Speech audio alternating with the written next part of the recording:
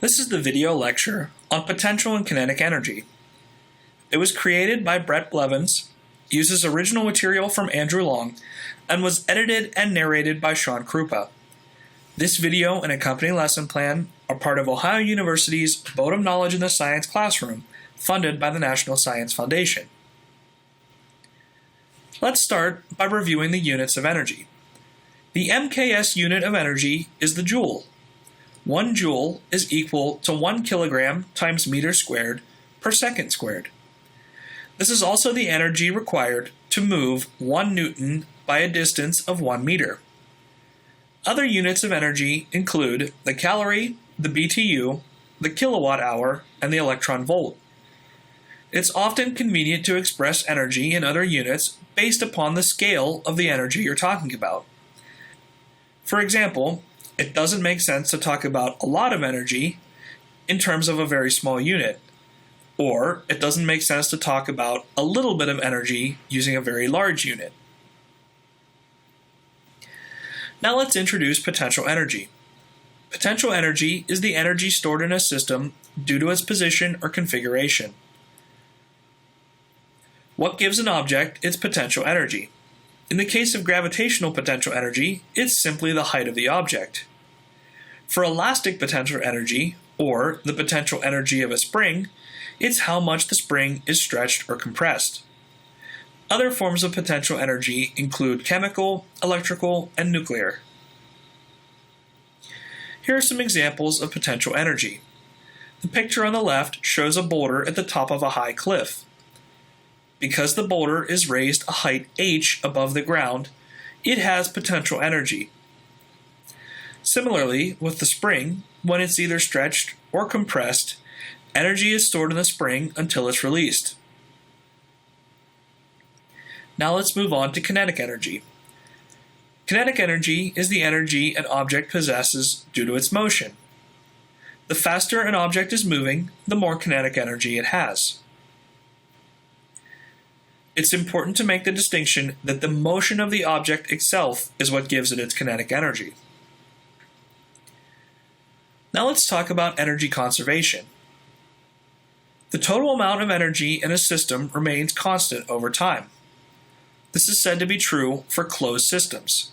A closed system is a system that doesn't receive energy from its environment. Similarly, it doesn't bleed energy to its environment. This means that energy can only change states. Energy can be transformed from potential into kinetic or vice versa. Here we see an example of energy conservation. When the ball is rolled from the top of the hill, it has the maximum amount of potential energy. As it begins to roll down the hill, some of this potential energy is converted into kinetic energy and the ball speeds up. Another example of this is a roller coaster. When the roller coaster is at the top of the highest hill, its potential energy is maximum. At the bottom of the lowest hill, its kinetic energy is maximum. Another example is throwing a baseball.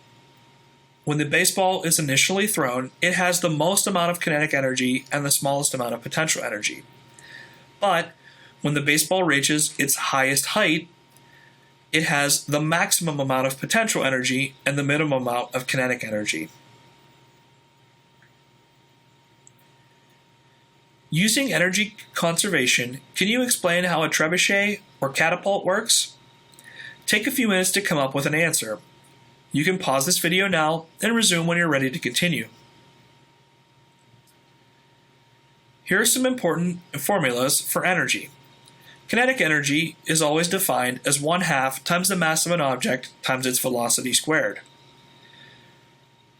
The potential energy due to gravity is equal to the mass of an object times the acceleration due to gravity times the height of the object. The potential energy in a spring is defined as 1/2 times the spring constant k times the displacement squared. The displacement is the distance that the spring is either stretched or compressed from its equilibrium position. We can also write down an equation for the conservation of energy. Because the amount of energy in a system never changes, we can write that the initial potential and kinetic energy must be equal to the final potential and kinetic energy. To sum up all these concepts, we're now going to watch a short video by Walter Lewin, a former professor at MIT. His lecture series on introductory physics has become quite popular, and they are available online through YouTube or iTunes. I want to return to the conservation of mechanical energy.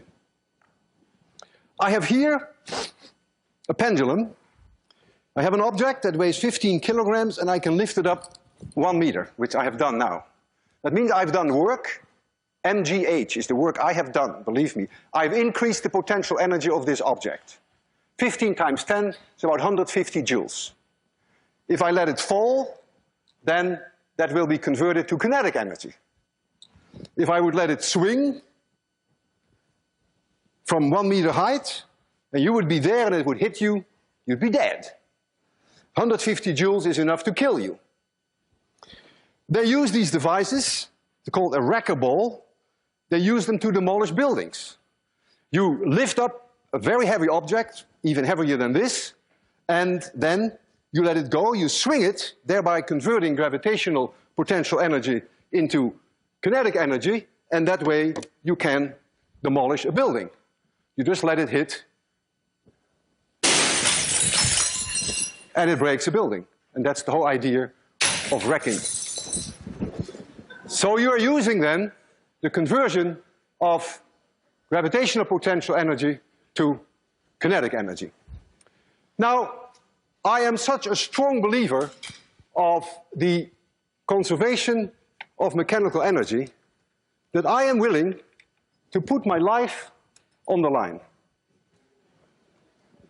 If I release that bob from a certain height, then that bob can never come back to a point where the height is any larger. If I release it from this height and it swings, then when it reaches here, it could not be higher. There is a conversion from gravitational potential energy to kinetic energy back to gravitational potential energy, and it will come to a stop here. And when it swings back, it should not be able to reach any higher, provided that I do not give this object an initial speed when I stand here. I trust the conservation of mechanical energy for 100%. I may not trust myself. I'm going to release this object, and I hope I will be able to do it at 0 speed, so that when it comes back, it may touch my chin, but it may not crush my chin. I want you to be extremely quiet, because this is no joke. If I don't succeed in giving it 0 speed, then this will be my last lecture. I will close my eyes. I don't want to see this. So please be very quiet. I almost didn't sleep all night. 3, 2, 1, 0.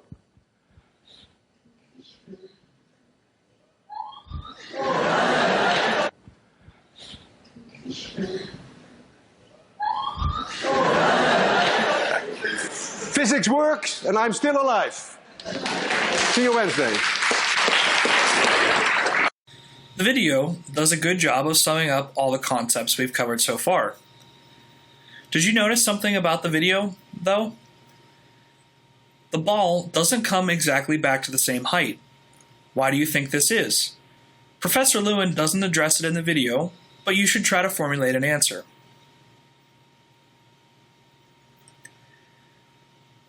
Here are some take-home points. We introduced the MKS unit of energy, the joule, as 1 kilogram times meter squared per second squared. We also talked about mechanical energy and its forms, potential and kinetic energy. Finally, we talked about how mechanical energy is always conserved for closed systems. This concludes the video lecture on potential and kinetic energy. Thanks for your attention.